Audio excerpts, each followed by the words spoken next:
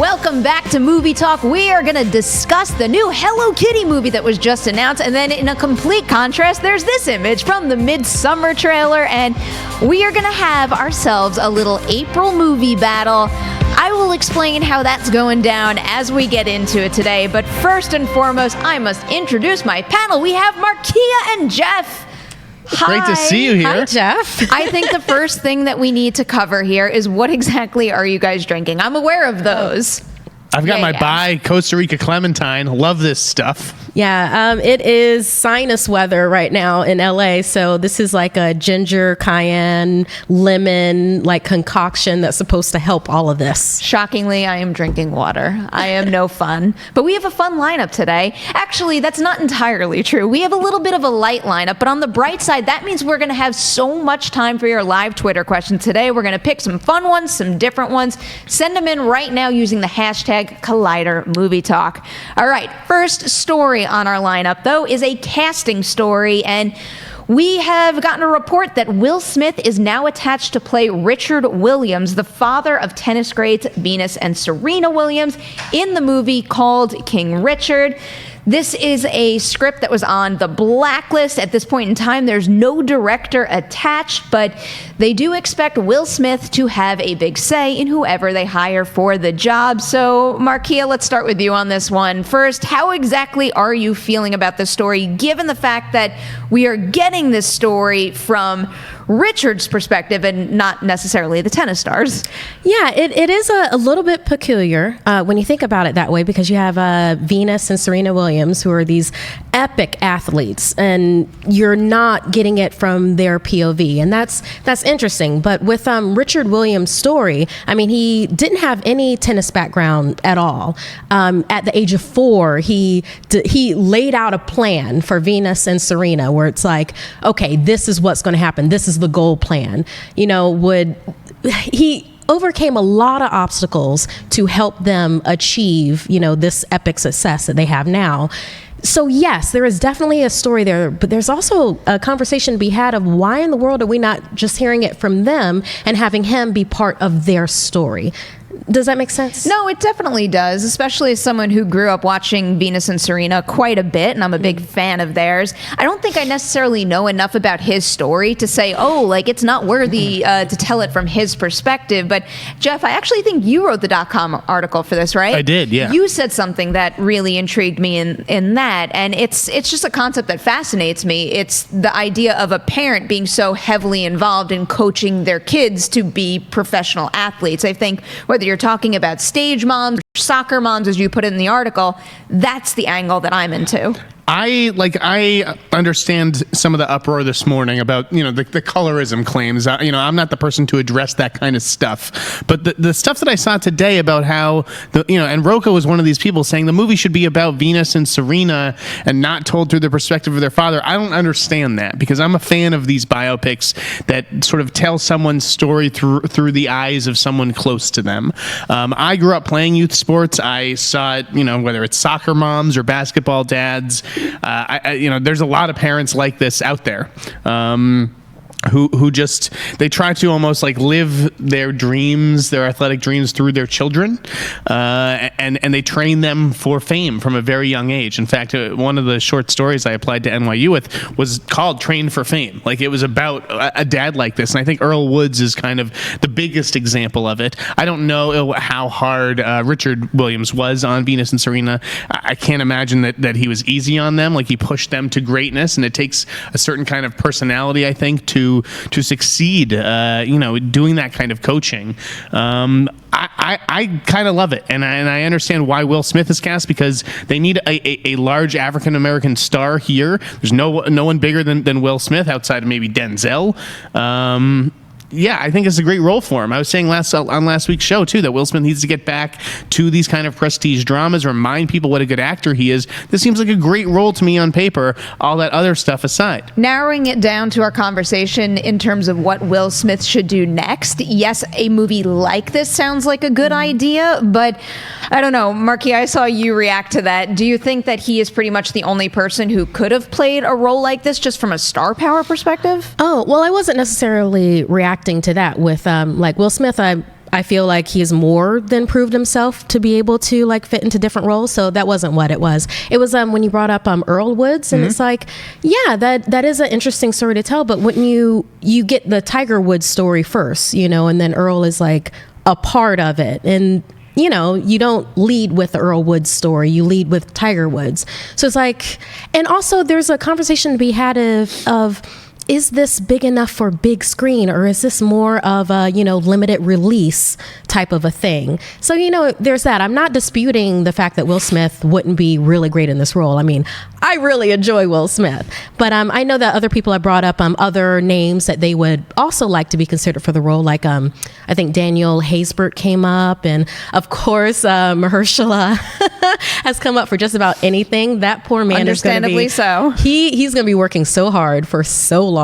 As he should. But yeah, no, I'd love for Will Smith. I mean, I wonder how many people out there have, seen Ali and if they're just judging him from where he is now he's able to basically choose whatever he wants to act in, whatever sparks his interest. So it's like, yeah, no, he's a hard-hitting dramatic actor. I can't wait for Bad Boys 3 to come out, because it's drama meets comedy. So absolutely. But yeah, I was more reacting to, it's like I said, there's a conversation to be had for the parents behind the stars that we see, but I'd rather see the stars that we see first and see the parents included into that. Okay. For that first movie. I understand that perspective. I kind of like all angles of the story, though. So I think so far, so good. Plus, it's encouraging that this script was something that earned a spot on the blacklist, too, even though, to be fair, we have seen blacklist scripts spiral out of control on their way to actually hitting theaters. But so far, I think so good. A big part of this is going to be who they get to direct this film. And again, the question that I asked in the article and that I was asking in October when this project sort of first landed on my radar is, will the Williams sisters themselves be involved? I was very surprised to see that they weren't part of yesterday's announcement as executive producers or something like that. I think this kind of movie could use their support. And let's keep in mind, this movie doesn't have distribution. It doesn't have a studio behind it. So right now it is being put together independently. You don't see Will Smith doing a lot of indies. Could this land at a Netflix or Amazon, a streamer? I think you're totally right to question whether this is a wide release or limited release kind of movie.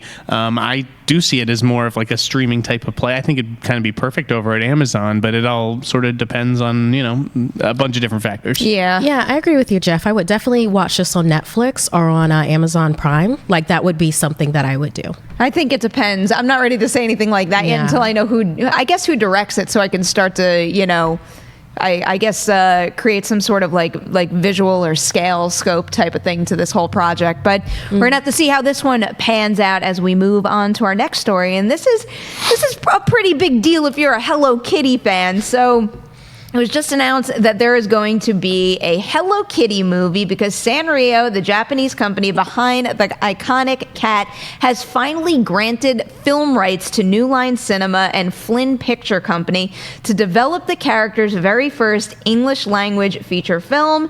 The partnership marks the only time that Sanrio has granted film rights to Hello Kitty and its other popular characters to a major film studio. And we currently don't know if this movie is being developed as an animated movie or a live-action feature, which changes a lot for me, one way or the other. But apparently the search for writers is on right now.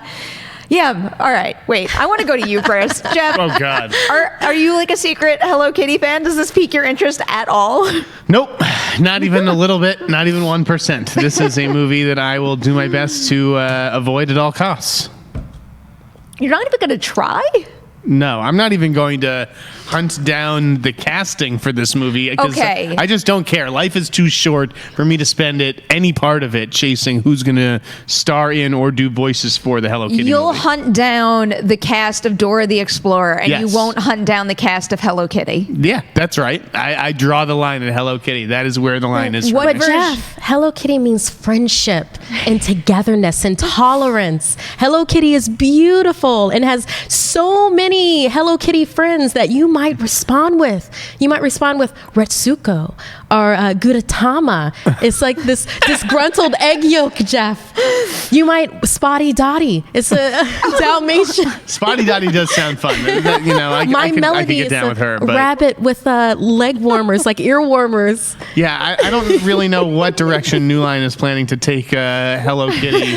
I think they should incorporate Hello Kitty into the Final Destination franchise, Perri. That's what I think. Boy. It could be Hello Kitty stalking the I feel like you're teenagers one by trying one. to get me on your side with a comment like that, and it's not working. So wait, which would interest you less, a Hello Kitty animated movie or a Hello Kitty live action movie? Probably live action. Like that just has no reason for existing. Is there any? I mean, I'm not super familiar with like Hello Kitty lore or whatever fans do call it. Is there any? Are there names for the Hello Kitty fans? I don't know. Oh, I don't know, to be I'm not honest. sure. Does it make any sense for Hello Kitty to have the Detective Pikachu style? Like where Hello Kitty has a human buddy, or am I just making stuff up that makes no Well, sense? I think the really big thing is going to be whether or not Hello Kitty speaks. That's going to be the thing, because I believe like way back when they tried to do like a Japanese cartoon pilot where they did have Hello Kitty speaking, and it just didn't go anywhere like at all. But yeah, that's the major thing. I think why so many people can imprint themselves on Hello Kitty is that she literally doesn't say anything. She's just this beautiful like part of the world that can exist in so many different ways and as many different versions of herself. I mean, I've seen a Hello Kitty version of Deadpool, for crying out loud. No, that's a good point. Do you guys think that this brand globally is big enough that this could be maybe something we're brushing off right now because we're not big fans of the property, or I'm not sure if you are, Markeia, sorry, but is this a situation where we could be talking about, like what's happening with Detective Pikachu, where the Pokemon brand is so big? Depending on how much they paid for these rights and how big the budget of this film is, it could prove to be a very smart business decision for New Line getting their hands on these rights. I could see a lot of kids flocking to theaters, and it's hard to come up with original animated properties or children's properties. Look, Pixar's starting to struggle. I think they're kind of like repeating themselves and just doing these sequels. So I think that in general, the people making movies for children are sort of trying to recalibrate and figure out what is going to excite kids these days. I find it interesting that you view making sequels as struggling. I guess for a studio like... Creatively, absolutely. For a studio like... I mean... I'm not ready to say that until, let's say, I see Toy Story 4 and it's a rinse, wash, repeat, and they basically just, tarnish their perfect trilogy with something that's basically just stretching out a franchise. Oh, do you mean like Alien? I don't know. I think it's pretty half and clear half. that I haven't seen like a lightning bolt of inspiration out of Pixar in several years. Maybe since Inside Out. Inside Out and Coco? Yeah, Coco was Coco didn't work for amazing. you? I thought Coco was beautiful. But jumping off of Jeff's enthusiastic endorsement for for a full animated Hello Kitty, if they took it in the realm like maybe the Lego Movie, which was a huge hit, they would have all the characters that people know. I mean, this seems like it might be a smaller audience, and by smaller I mean like this is $1 billion like global like recognized brand. Like that audience would very much enjoy it. I might see it because like my extent of Hello Kitty is that I see it in stores, I think it's cute, I buy it. So that's me with Hello Kitty. That's how I know the different characters. Okay. So it's like if they had something along those lines, it's just I wonder if that should be one movie or it should be more like Agretsuko, where it's like it's little it's TV episodes kind of a thing. Well, if they finally get the rights to something like this, I imagine they're thinking, oh, this is going to be one of many. And Jeff, you're going to have a lot of Hello Kitty in your life in the future, so you better brace yourself now. Yeah, I wonder if Twitter's going to give you a whole lot of Hello Kitty. What's the egg called again? It's Gudetama. That's the only one where I've been like, perusing the shelves in a store, and I'll see that, and I'll think that's like an adorable rendering. I like that. This disgruntled little egg yolk. I'm telling you, Jeff, you gotta gotta check it out. When do I get to say goodbye to this Hello Kitty item? When do we move on to the But next you look thing? adorable in that frame. Go back to that. Look at the pink with the little Hello Kitty. Oh, my I'm so God, happy thank now. you. All right, I'll let you off the hook now.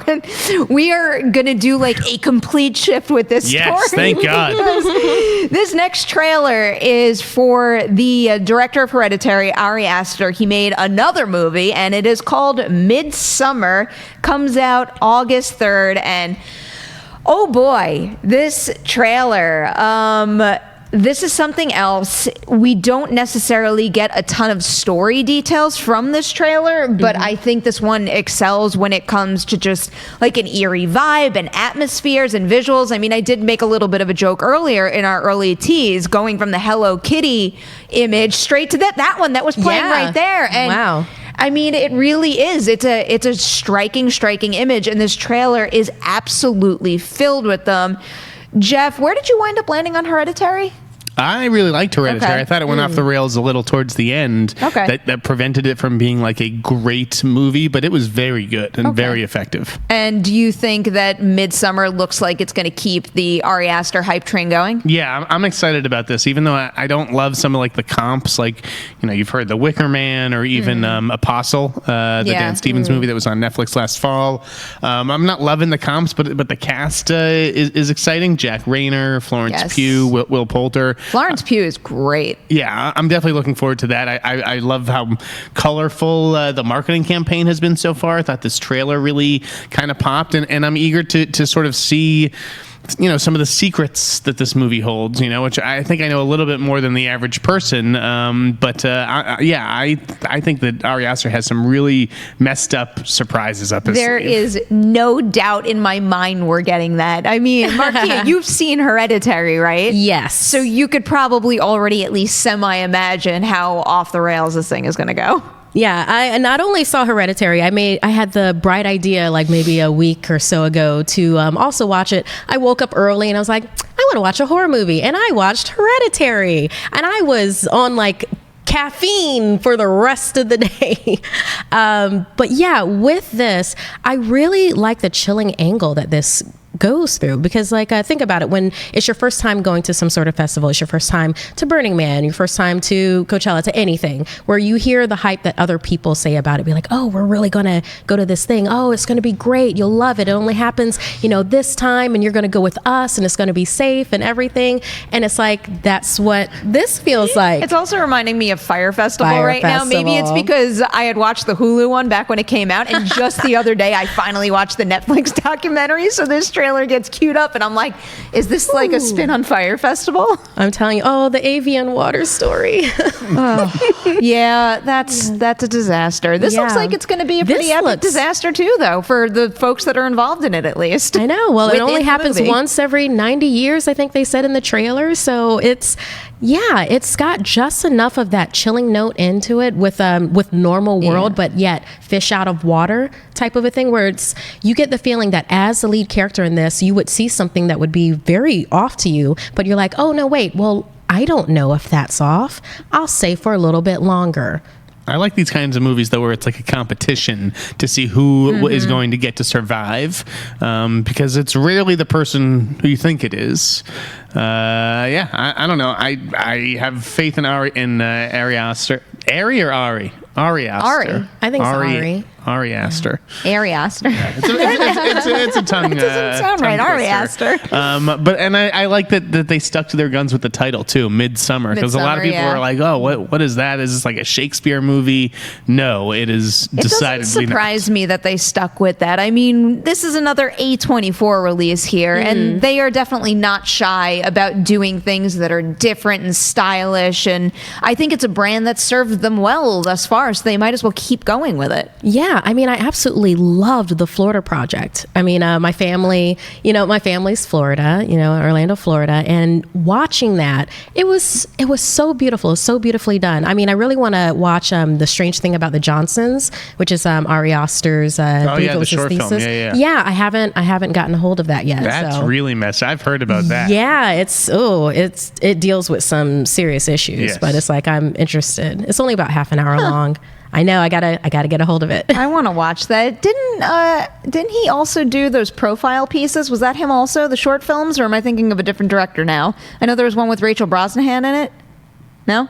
I don't know. I don't know. If it doesn't ring a bell with you, I was probably wrong on that. But we're going to see this movie when it comes out in August. It's going to be a good summer for horror movies, Perri. It really will. It's a good be. 2019, I think, for horror. And we're actually going to get into it right now because as a little bonus segment today, we wanted to play around with a new discussion topic, which is basically looking forward to the month ahead and basically looking at the big blockbuster releases and saying, you know, of the bunch here, which one is the weakest? Which one would you not want to see if you had to take this group of films that I'm going to list right now and knock one of them off the list? You can't see it at all. So, Perri, that is so unfair. Isn't it? I don't even like these games. I don't like playing these games myself, but I do like highlighting a month's worth of movies to come. And there's going to be a lot of things to choose from, both in April, but also then throughout the rest of the summer. So it is a worthwhile preview to do right now, and we're going to kick it off by weighing Pet Sematary, Shazam, Hellboy, Avengers Endgame, and The Curse of La Llorona. Jeff, if you knocked one off the list, which would it be? This is so easy for me, okay? Before the Captain Marvel screening last night, I went up to Roka and just started like complaining about how bad I think this movie looks. Because I think it looks like sub Clash of the Titans, Wrath of the Titans, and that would be Hellboy. Hellboy looks so bad. There's no way I'm even going to see this movie. I saw the first two Hellboy movies that Guillermo did with Ron Perlman. I thought that they were okay. I didn't think that they were very good. I'm not a big fan, but I didn't think that they were bad movies. There was a lot of creativity and imagination in them. This movie looks like an unholy abomination of terrible CGI. I can't even, like, my head can't even comprehend what I saw in this last trailer and who they think this movie's for.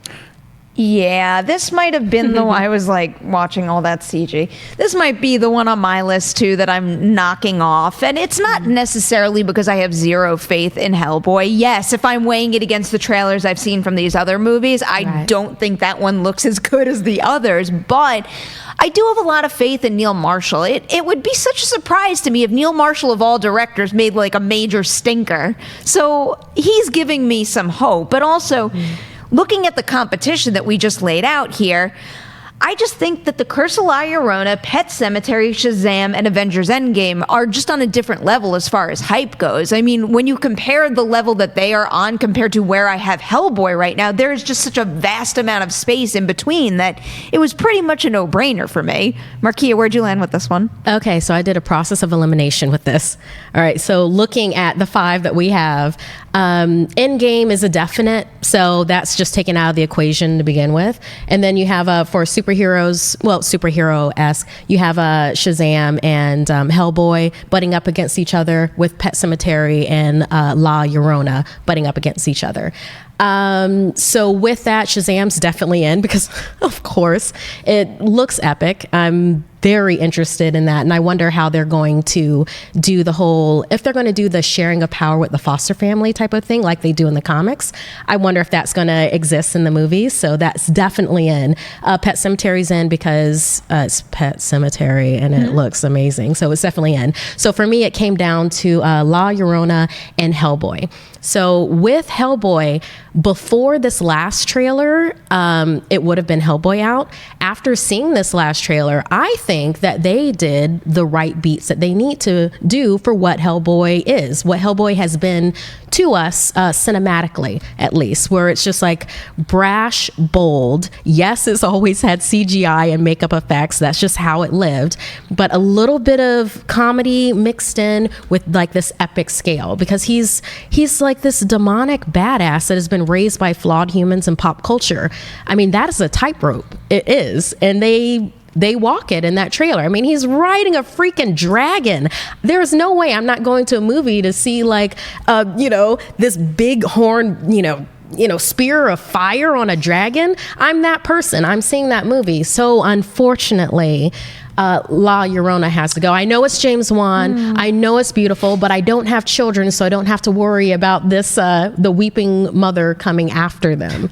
So because of that, that's the one that goes for me. Another director here that I have my fingers crossed for is Michael Chaves, who directed The Curse of La Llorona. So I'm hoping that one winds up catching on big time, because I think that one does have a chance of really surprising people and probably earning a pretty penny at the box office. But you're kind of like in line with me. Pet Sematary is my jam. I love that original movie. I love the source material. So as far as the horror movies go, Pet Sematary is a major priority for me. But then again, so is La Llorona. And then after that, there's a lot throughout the summer, as we've already pointed out. If we have to spin this question on its head, which one do you guys anticipate either liking the most, really catching on more? Is anyone going to be, I mean, I guess we'd have to take Avengers Endgame out of this question, but do you anticipate any of these other movies kind of being a little bit of a surprise hit or way higher than they're already being projected?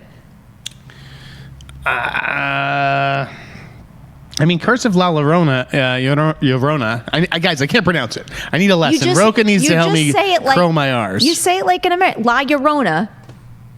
My Llorona.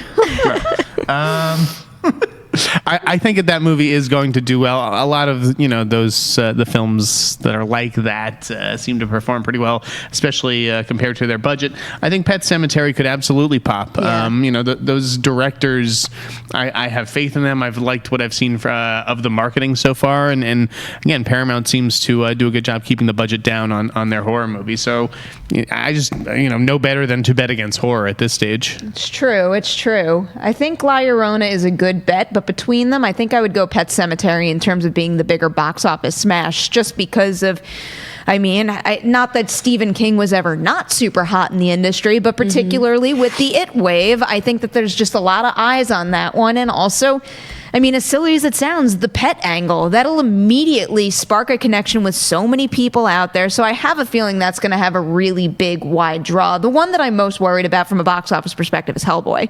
I just have a feeling that if the reviews are not super hot, that one is going to come and go in a flash, especially within a crowded summer. Yeah, well, adrenaline junkies like me will go to see it. We'll see if it's any good. But it's like, but I do agree with what you're saying with Pet Sematary, because think about just how it goes. Canon wise, you get this really cute, awesome cat, family cat, and then all hell breaks loose after that. So it's like, who doesn't enjoy that? And then yes, with Chapter 2 coming out this year, there's no reason to not think there's going to be like a really strong Stephen King wave. Oh. So my most anticipated of 2019 as far as horror goes carries me like pretty much through the year, and I freaking love it. All right, before we move on to your live Twitter questions, I've got some shows to tell you about. It is the mainstay lineup tomorrow. You have a brand new episode of Collider Live coming your way, in addition to a new episode of Heroes, and then of course we're right back at this desk 4 p.m. PT for a brand new episode of Collider Movie Talk. All right, we got a lot of Twitter questions to hit. This first one I've got here for you guys is from Secret Fire Pub, who asks, in honor of Captain Marvel, what character embodies the values and strengths that you seek to emulate? What a thoughtful question. Wow. In the Captain Marvel, from the Captain Marvel I'm pretty sure that they mean it from a broader standpoint. Okay, as in you could choose Captain Marvel or any other character you want. Within Captain Marvel, like the movie itself, I would choose Maria Rambeau. Played by Lashana Lynch. The way that character is portrayed, you not only have, and no spoilers for anything, obviously, but the way that character is portrayed, not only do you have an Air Force pilot, and everything that entailed with being a woman of color as an Air Force pilot in 1995, you have that. She's dealing with grief, and being a single mother, and just everything with that. But it's having the humility and having just the sense of humor that she has, within that, it's yes, that character most definitely. I think within Captain Marvel, one of the things that spoke to me most about Carol Danvers in particular, something that they've shown in the trailer, so this isn't a spoiler, it's the idea of how they focus on like her getting knocked down and getting back up. I feel like that's kind of a mentality and a message that anyone will benefit from hearing over and over. But branching out to other things, I remember heavily leaning on the movie Brooklyn and Saoirse Ronan's character because I had seen that movie right when I was planning to move here, and I was terrified to move away from home and my family. So just looking at like what she did in terms of, you know, finding love and building a life for herself in another country. How long have you been out here, Perri? It'll be 3 years in April. Oh my goodness. 3 years in You're April. more of a New York gal, huh? Yeah. Okay. And 3 years still feels like a long time. I was sure I was going to come here, try it for a year, get super scared, and then go back to New York and be done with it and say, oh, it's okay, you tried, but I'm still here. I celebrate 13 years in June. It's my bar mitzvah year in LA. My answer to this question would be your friendly neighborhood Spider-Man, Peter Parker. Yeah, I mean, he's got everything you could want in a hero. He's got a good heart, a good sense of humor. He's not like Captain America, who's a little boring. Yeah, that's right. So yeah, I like Spider-Man, who, you know, defends the people he loves, the neighborhood he grew up in. That's a good call. I want to throw in one more because we were talking about Inside Out earlier, and if I could combine the two, it would be sadness and joy, because I love the journey in that movie where Joy has to understand kind of the value of sadness and why all emotions are valuable inside one person, even though some feel better than another. So I think I would add that in too. Yeah. Well, branching out from Captain Marvel, Nausicaa of the Valley of the Wind, Miyazaki movie, I think most definitely that character. Yeah. Well, she's a princess trapped between two worlds, and she's just trying to help everything get along. And she does a number of sacrifices in that movie, where the world has to respond to her stepping up. I don't want to give too much away because it is a really great journey to take. It's one of my favorite animated movies. So yeah, Nausicaa of the Valley of the Wind. This isn't a Twitter question, but now I have to ask it. Jeff, did you have a bar mitzvah theme? We were randomly talking about this the other day, and I revealed my bat mitzvah theme. Yeah, no, mine was candy, because my dad was in the candy business. So each table at the bar mitzvah was a different kind of candy, but there was a lot of basketball stuff going on there. Of course. Yeah, I was Perry's Plaza. Each table was a different store at the mall. How awful is that? That's adorable. Is it really? Which table did you sit at? Probably Auntie Anne's Pretzels. That's why I like Perri. That was probably my favorite one. Was there like a Hot Topic table, and did everybody look like Hot Topic people? I don't remember there being a Hot Topic table. There was definitely Auntie Anne's. There was definitely Gizmos and Gadgets. You remember that store where, like, when you were little, it had like little like tchotchke type stuff, like almost like Sharper Image. Was it also with, called Spencer's Gifts? No, it was definitely called Gizmos and Gadgets, and it had like all these little things, and you would go in and you would be a kid, and there would just be like no touching signs everywhere. So obviously we would go in and we would pick everything up until we got yelled at. No? All right. I was living life on the edge as a kid. What can I say? All right. This next question here is from T-Mill24, who asks, now that Perri has visited the dinosaur log from Jurassic Park, what are everyone's bucket list movie set tourist destinations? Personally, I want to visit Tunisia and get me some blue milk, because who wouldn't? Where are you visiting? I would love to have a long, leisurely lunch at the restaurant booth that Pumpkin and Honey Bunny sit in Pulp Fiction. Good call. Yeah, that would be my jam. Wow, I've never considered this question ever in life. This is nice. Nice question. My first thought was, what was it called? The movie... Leonardo DiCaprio, was it The Island? The one where Moby played porcelain was the major theme for it. In any case, so the whole concept of the movie was that you had to boat out to a certain point, and then you had to like scuba dive in, like snorkel in, and then you were in like this really cool island. Yeah, I would do that. Like get away from it all, and wherever that island is, go there. I feel like I need to find another Jurassic Park shooting location so that I can have another thing to add to the bucket list, because Taking a picture with a dead log made me so happy. Made me probably too happy. All right, we got another question here. This one is from J. Scott For Real, who asks, with renewed interest in The Twilight Zone due to Jordan Peele's upcoming revival, which episodes from the original series would make for the best feature film adaptations? Oh boy, that's a big question. That's a huge question. Man. I mean, to serve man is the one that always comes to mind for me. Okay. And then that makes me think of Tales from the Hood with how they did, like, they did specific movies, like, already. I like Tales from the Hood, yeah. I don't know. What's the one with the masks, like the pig masks? Do you remember that one? I don't think I remember. Yeah, I mean, that I don't. Who was in that one? What is this viewer expecting? We're going to remember all the Twilight Zone episodes? I mean, I'm remembering a lot of the, the twists, the specific moments, like, oh, his glasses are broken. There was time now, for him to read all of the books. We were just books. talking about a Twilight Zone episode recently on Movie Talk, and now I can't get to it in my mind, and it's driving me nuts.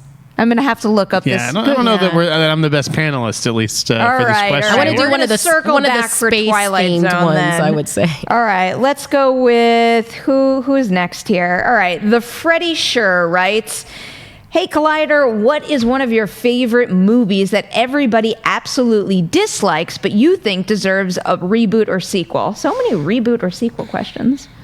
What is this? A movie that people dislike? Let's pare it down to two versions of this question. Yeah. First, what's one movie that everybody out there dislikes that you guys really like? No? This is ridiculous. I still I haven't watched it in a while, but I remember liking it a lot. The Big Hit. Do you remember that? What is that? With Mark Wahlberg? Vivica Fox and Mark Wahlberg. The Trace Busta. There it is. It's I've never seen this. Don't bother watching it. Okay. But when I saw it, I remember really liking it because it was so ridiculous. I'm sure that if I rewatched it now, I would be like, oh my God, what? But hey, if it's on Prime somewhere and y'all want to give that a go. But yeah, it basically has to do with hitmen. There's some breakdancing involved. It's a ridiculous movie, but are we advocating for a reboot or remake of this? Don't reboot. You don't necessarily have to. We could play that game after we get past a movie that you really like that nobody else likes. I don't know about really like. I've got two that I know. I will say this much: movies. I thought the Happy Time Murders got dumped on unfairly last year. No, I had fun with it. Maybe it's because I was plied with a lot of sugar and candy during that screening. But that was not the worst movie of the year or worthy of a Razzie. Highly disagree on that one. I would have given it all the Razzies. It was my worst of the year. But some people would say this about the two movies I'm about to mention right now. One of the worst movies I've ever seen that I've also oddly fallen in love with for all the wrong reasons is Winter's Tale. Did you ever see that? No, I definitely didn't. The Steve directed movie, and I felt awful because it was so personal and important to him. But oh my, it's just like the ultimate fantasy romance cheese, and there's just such crazy dialogue that no human being would ever actually utter. My favorite part. All right, a light spoiler for Winter's Tale. My favorite part in this entire movie is Russell Crowe. He's the bad guy. And he's trying to find this one lady, and this lady has red hair. So at one point in the movie, Russell Crowe's character rips someone's face off and takes the blood and finger paints what this lady looks like, and it looks like a child's finger painting. And he gives it to one of his henchmen, and the henchman goes and he's looking at the painting, and he sees her.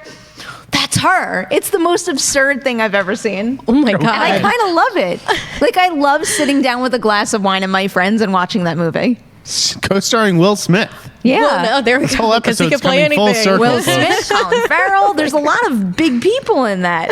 But I don't know if I necessarily want a reboot or a sequel. I mean, actually, one way to think about it from the reboot perspective is something maybe that isn't a great movie that is worth another try. Because I do think we see that fairly often. Like the first movie that comes to mind with that is something like In Time with Amanda Seyfried and Justin Timberlake. I thought that was a really cool concept and I think the beginning is pretty good, but then it didn't really do it for me. Yeah, that was not a good movie. Yeah, I think there's probably a number of sci-fi movies that we could, if we, had some time to like sit down and be like, oh yeah, we should definitely remake this one, but the right way.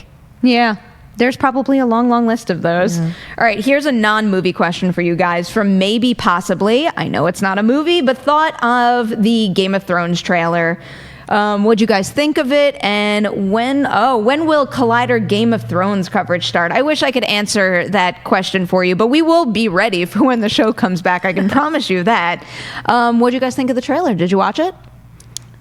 Oh. No, I didn't. I don't care about Game of Thrones and won't be watching the final season. Why don't you care about Game of Thrones? I'm not a fantasy guy. I've watched a few episodes of Game of Thrones. I think it was last year or something like that because, my roommate would be watching it on a Sunday night, so I'd sit there on the couch, but it's not for me. And I'm smart enough to recognize that, to know this is clearly not for me. I do not care. Well, when I first got into it, so watching season 1, I was very lukewarm on it until episode 6 of season 1, and then something happens in that episode, and if you ever do decide to jump in, I don't want to spoil it for you, but something just happens where all of a sudden kind of everything came together, and I got a little obsessive with the characters and the story. Like I got super into it all of a sudden in that moment. Yeah, and that's when it hooked me. It's a character based. It really is. You have to really care about them, but you have to invest the time too. I mean, I understand if it's not everybody's cup of tea with it, but it's like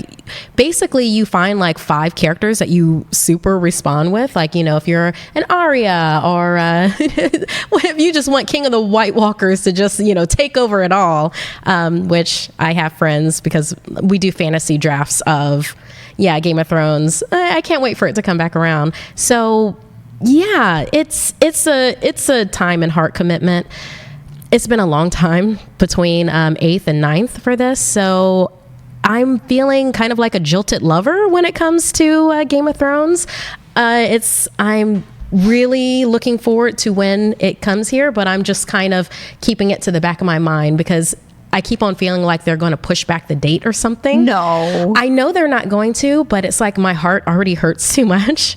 So I'm just kind of like, this sounds like a really great thing. I'm glad when it comes around. If it comes around, it's coming around soon, yes? Yes. So, as the only one who did watch the trailer, I will direct you to the trailer reaction that I did with John Roca this morning, but just tell you briefly here, it's a trailer that doesn't necessarily have a whole lot of dialogue or dig into story details. It's more about atmosphere and tone, and with such an epic conclusion coming our way, I feel like that was the way to go, and it's something about the way the trailer was constructed and how all the characters were strung together that it was just like immediately, even though it's been such a long wait since the last season, immediately that trailer just sucked me back into that world, and it feels like I'm not going to have skipped a beat jumping into the new season, which really excites me. All right, I'm curious to get your thoughts on this, guys, because we talked about it a lot yesterday on Movie Talk, and it's still a big topic of discussion. This question comes from Elizabeth J91, who asks, with Spielberg bad-talking Netflix and the release of The Irishman, will Netflix intrigue more directors like Scorsese? So I think what she's getting at is, with all the back and forth between Spielberg and Netflix, is that going to help or hurt Netflix getting more big directors along the lines of, let's say, someone like a Scorsese? I don't think it's going to have any impact whatsoever. I don't think people are taking or not taking jobs due to what Steven Spielberg thinks about, award eligibility. I think that guys like Scorsese, like Greengrass, like the Zack Snyder thing is Netflix, isn't it? Army of the Dead? I think it is. I think it is. I can double check that. So, Michael Bay, just to see more and more of these kind of A-list directors do Netflix movies, that is what is going to make other A-list filmmakers comfortable. It is Netflix. Yeah, when they see, Netflix taking care of these other filmmakers who they consider to be in their league. I guess I just consider like a Zack Snyder in a different area than, let's say, a Spielberg. So I look at this conversation, and I don't necessarily think there are directors out out there that are going to say, oh, because, whatever's happening right now could change the ability to make a movie for Netflix and have it nominated for an Academy Award. I don't think that's where the thought process is, but more so with the backing of Spielberg. Like, I'm assuming Spielberg does have like a supportive contingent around but him. I think it's way too late to stem the tide on this. I mean, Netflix has done this the right way. They've played by the rules, with having the limited releases in theaters. It was you have that 1 week theatrical release, New York and LA, and they did that. They played by those rules. So trying to do this extra gatekeeping of 4 weeks, that doesn't help anything. I mean, yes, it is in response to Netflix. We know that it's in response to that, Roma, so on and so forth. But what it really does is that it cuts out these filmmakers that are not going to be able to make that happen. Those 4 weeks, they can make that 1 week happen, but not the 4. So if anything, it kind of taints you a bit towards Spielberg. It's like, I think you've forgotten what hungry tastes like, Spielberg. Other people know. You're totally right. He's completely out of touch because he doesn't have to worry about distribution. He knows, Steven Spielberg's name on a movie is going to get a distribution. How many movies that have been nominated in the last 10 years wouldn't have been nominated because they didn't play in theaters for 4 weeks, if they only did a 1 week or 2 week qualifying run, whatever it is? I mean, Spielberg's argument, I get what he's saying, and it is coming from a well-intentioned place of preserving the sanctity of the theatrical experience, but he's way off base here. Yeah. That's pretty much where I landed yesterday. I understand the idea and the desire to preserve the theatrical experience, but I don't necessarily think it's a he's right, she's wrong, blah blah blah, like black and white situation. Rather, we need to come to a compromise to better suit the changing landscape overall. Right. And I see what you're saying, where Zack Snyder is not, on Scorsese's level, so to speak, but Greengrass could be. Noah Baumbach could be. Yeah. He had a movie last year, his next movie coming up with Adam Driver and Scarlett Johansson. That's going to Netflix. So there are plenty of prestige filmmakers out there making movies for the streaming service. And a lot of it is because, Netflix does seem to give its filmmakers more creative freedom, for better or worse. Yeah. And then think about it, when you come from doing being part of a bigger universe where you have to fit into a vision that fits into that bigger universe, and then getting close to that same budget with a large audience, and they're saying, guess what? You do your vision. Yeah, I can see a lot of bigger names going towards that. Well, there is no doubt we are going to be talking about this topic quite a bit in the coming weeks, and then probably well thereafter. But that's it for today. That's all the time we have for you guys. A huge thank you to everybody who sent in Twitter questions today. It was a fun conversation. Jeff, Markeia, thank you so much for being here. Markeia, where can everybody find you on the internet? Sure, you can find me at Markeia McCarty. That's Twitter and Instagram. If you have DC Universe, check me out on DC Daily, and that's Monday through Friday. And Jeff? I'm at the Sneider, but really you should just follow her. I was trying to be fair for everybody. Thank you to Adam in the booth. I just had a brain fart. Should I say my Twitter handle? Did you just make it awkward? I don't know. Perri Nemiroff. All right, we're done. We're out of here. Throw it to the wide to say goodbye. Tell everybody you know about Collider Movie Talk on the YouTube channel and in podcast form as well. We're going to be back tomorrow, 4 p.m. PT live for a brand new episode.